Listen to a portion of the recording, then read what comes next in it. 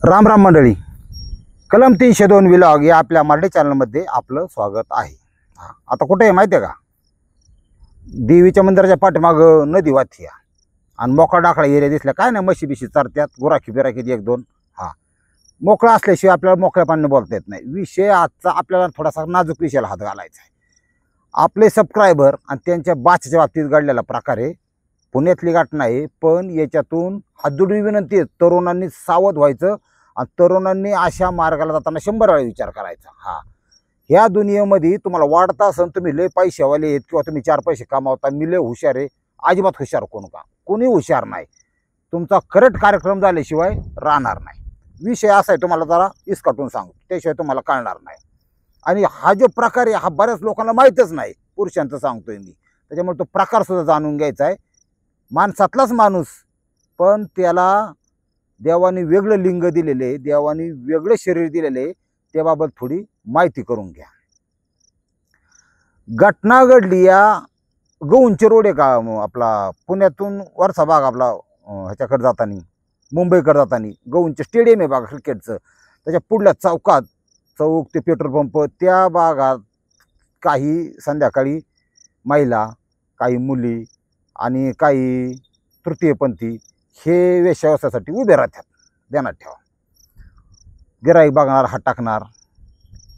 तिथंच जंगली परिसर आहे किंवा जाडी झुडपं आहेत, तिथं पुती बिती टाकलेली असतात, तिथं ते कार्यक्रम करणार, पैसे देवाणघेवाण होणार, जाऊन दे गाडी, असं असतं. हा जो पोरगा आहे, आता तो खरं नाव नाही सांगत तुम्हाला आणि ते सांगू नये, त्याचं लाईफ आहे पुढं. गोपीचंद म्हणून त्याला काय चांगलं नाव आहे सध्या. हा जो गोपी आहे हा मेडिकलचा स्टुडंट आहे. मेडिकल म्हणजे वैद्यकशास्त्र नाही, मेडिकल म्हणजे ती गोळ्या औषधी विकणारे मेडिकल स्टोअर. डी फार्मसी केलेली आणि स्वतःचं मेडिकल टाकण्याची सध्या ताकद नसल्यामुळं 18-20 हजार रुपये महिन्याने एका मेडिकलवर कामाला. सगळं कसं व्यवस्थित चाललं होतं, मामाचं लक्ष होतं, सगळं गावाकडचा पोरगा आहे. हे थोडं वळवळ करणार होतं, वय वर्ष 24.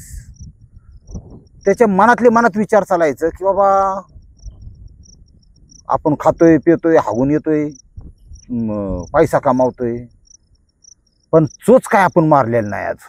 म्हणजे थोडक्यात तो व्हर्जिन होता.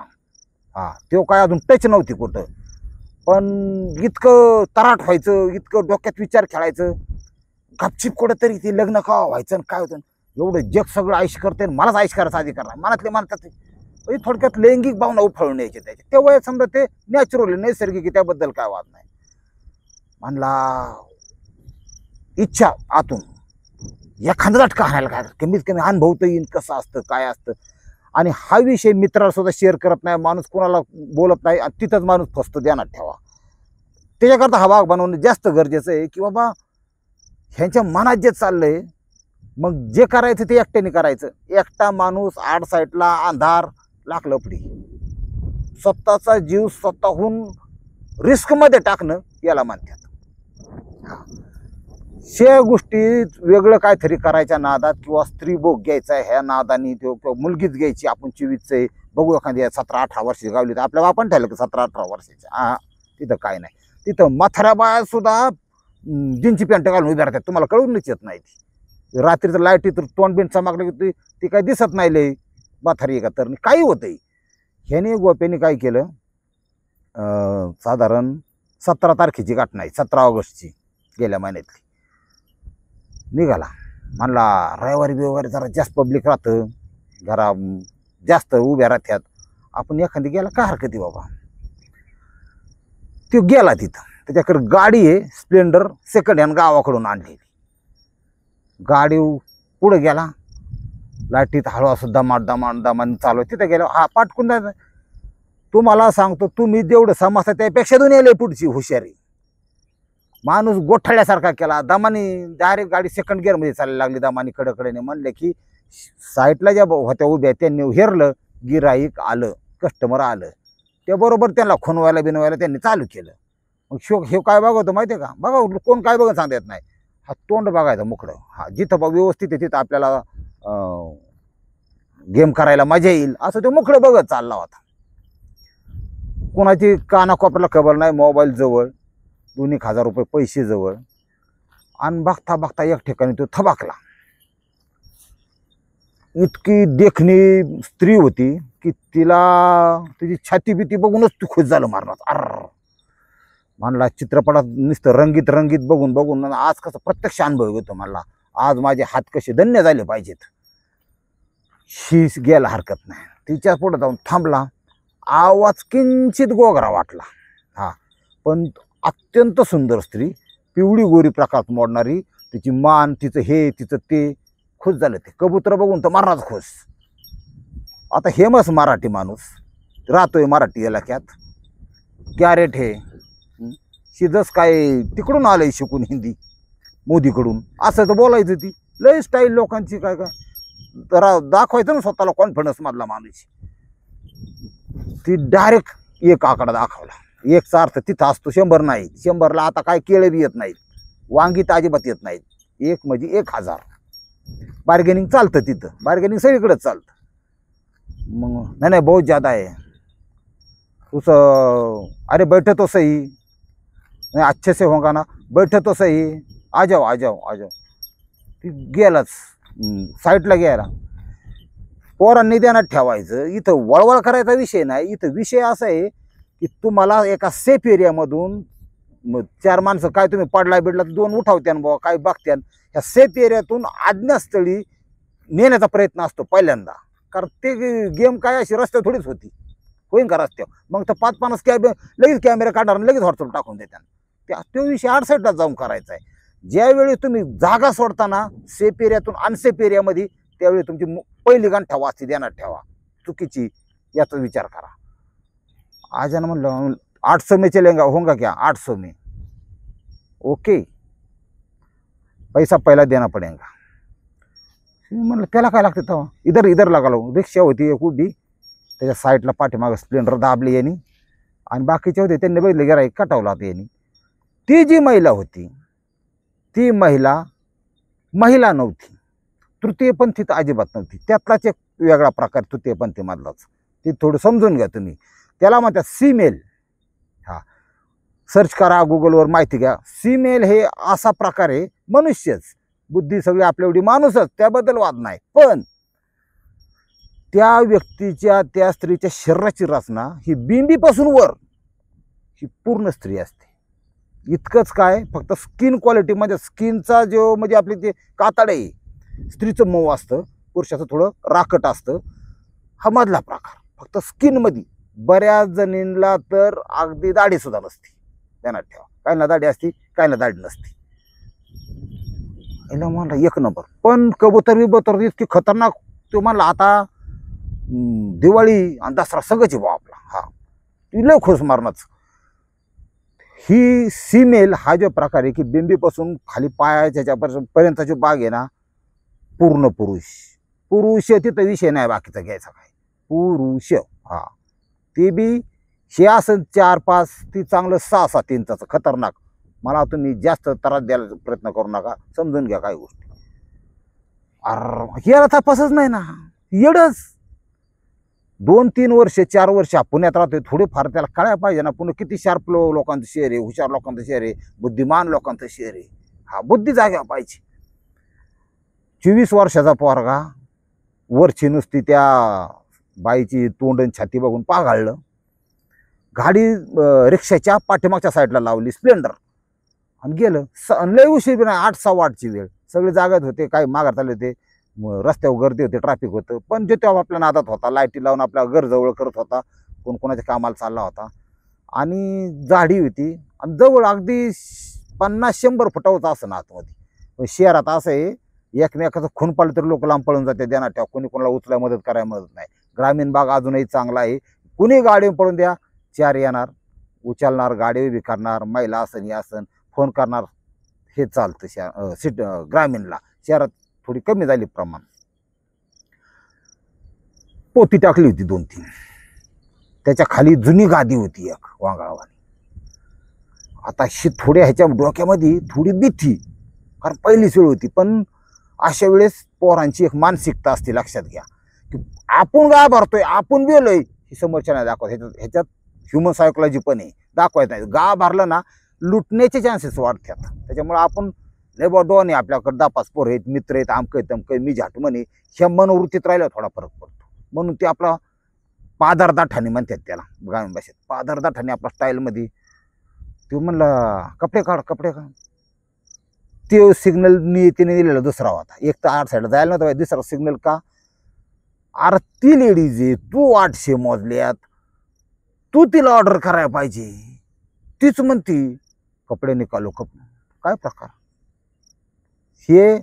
पण त्यावेळेस कसं म्हणतं ना, माणूस एकदा वासनेच्या आहारी गेला ना, आता एखादी सर्वसाधारण गेम होता नाही बघा तुम्ही, गेम होण्याचा जो कालावधी असतो 10 मिनिटं 15 मिनिटं 20 मिनिटं, त्या वेळेत माणसाला पूर्ण जगाचा विसर पडतो, पूर्ण जगाचा.